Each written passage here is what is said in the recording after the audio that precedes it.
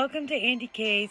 This is another episode of Tarot Study Buddy, where you send me your questions that you have drawn with the tarot cards that you are struggling to unpack, and I unpack them for you because everybody, from beginner to professional, struggles with their own personal readings. So please like, comment, and subscribe before we move on. Do keep in mind we are talking about somebody's real life, so keep your comments kind, respectful. All right?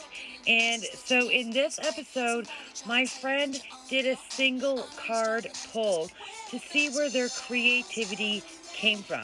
Single card pulls can be tricky because you were either left with deciding you're now going to pull more cards, or you're left deciding to pull clarifier cards, or you look at the shadow card, which is exactly what my friend did. My friend used the white Dahlia soul cards. Well, they are a RWS pip deck. My RWS pip deck looks very different. So I am going to use my 7 Sphere Marseille deck. I'm giving up on trying to say that.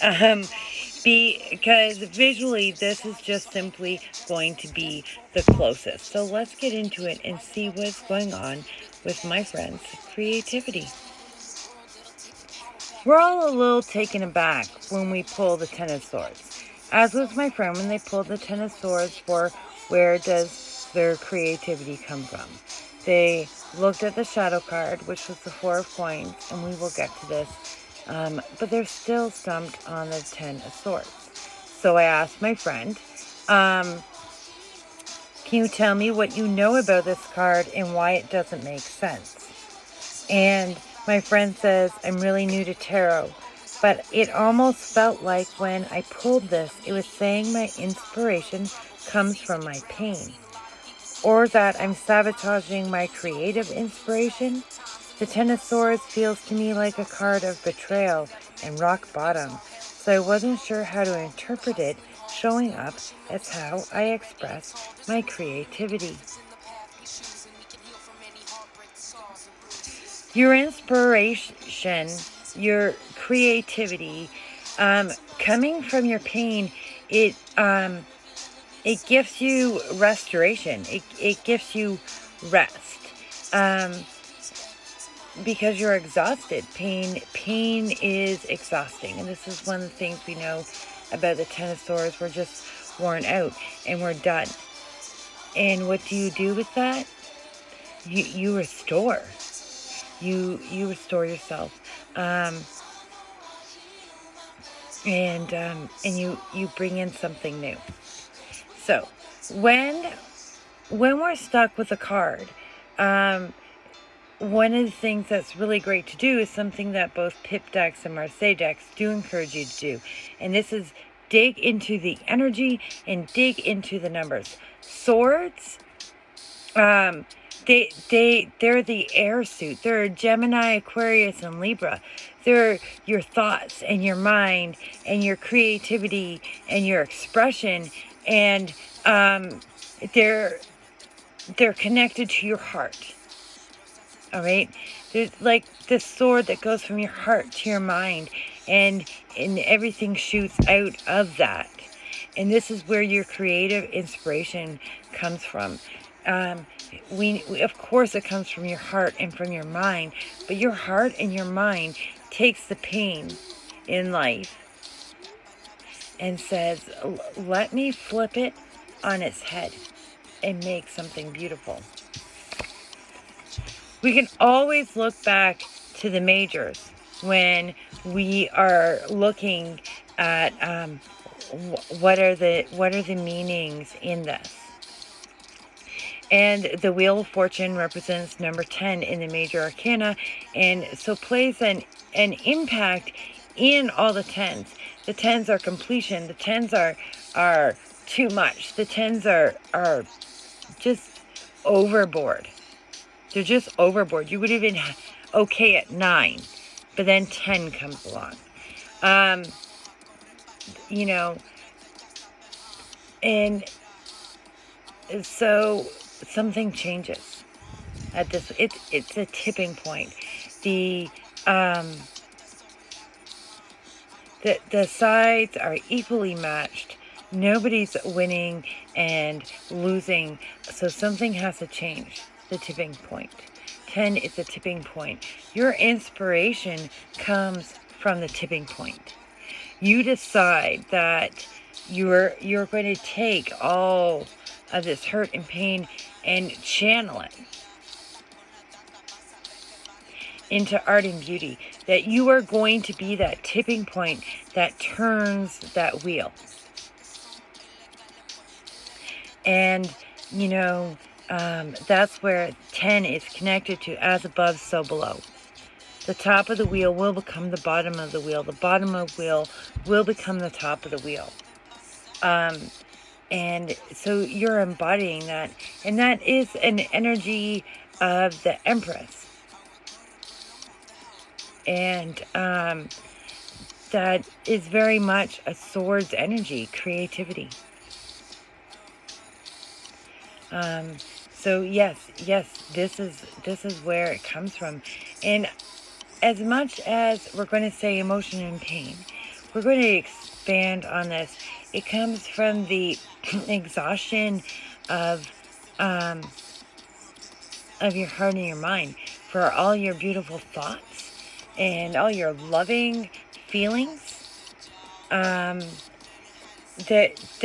are a lot in everybody's life, and you become the tipping point, and you turn it into art and beauty. You do something with it. You're not bottling it all up. You're creating this beauty in life. What is the shadow card? Stability. The 4 of Pence, or the 4 of Coins. So, this is the desire, right? Stability and stagnation are two very, very different things. And the Wheel of Fortune understands that.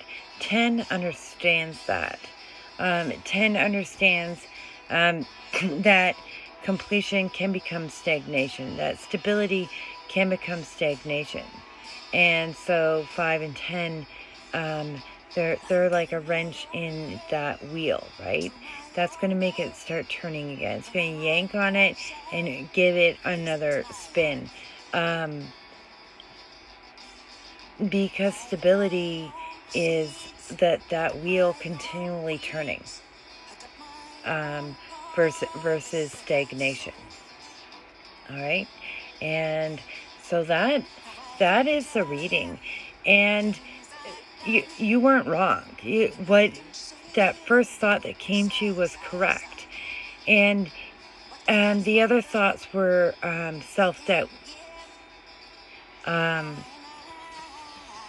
And I think you should be curious about, what if I go with that first thought? Does that mean it's ruined when that second thought comes in? Maybe this is actually about self-sabotage? No, just say to yourself, whoa, now that's just my own thoughts. That's the negative thoughts. That's not spirit. Spirit already spoke to me. Mind talk yourself back, verbally talk yourself back, and to cross that out and continue down that path. And it will let you think and expand on that information that is there, and think about, where else am I going to find ideas and inspiration in the knowledge I have about these cards, these energies, these numbers, where they come from, how they're related to, and what pops into my mind from spirit like it's talking to me. Okay? And I really hope that is helpful for all of you, as well as for our friend. You know, I am new to learning Marseille, but I like it because it tells me to go into a lot of the base knowledges of what is tarot for me. And doing this can really open up our minds to new thoughts, to push ourselves, to really push ourselves into like meditative or dreamlike or creative thought process within the image of the cards, simple or more complex, or even like a full RWS or Thoth image. Oh, Thoth has pip-like cards too, so, but use it to mean that you have to go deeper versus I don't have enough information. Use it to mean that you have to go deeper down that rabbit hole of the information that you do have. That first thought, that first sentence is usually often enough. That's the opening of the rabbit hole. And all you have to do after that is go down it. Okay? Alright, so that is Tarot Study Buddy for today. I'm sorry that this episode is up late. I was packing the land back tarot decks, and I ridiculously thought that I could be overly productive and accomplish 2 full jobs at once, and that was inaccurate. So we're back logged a little bit on Tarot Study Buddy and Spill the Tarot Tea, but they're both going to be coming in. I'm going to, I believe, have far more time in my schedule now, and I also currently believe that I have scheduled enough time for book writing and tarot and the social media and YouTube aspect of that business, as well as my family life and spiritual practice. I really think I have a good plan for the fall. We'll see. But do look, you will be having those episodes coming. Do look out for them, and like, comment, subscribe. Thank you all for coming. I'll talk to you later.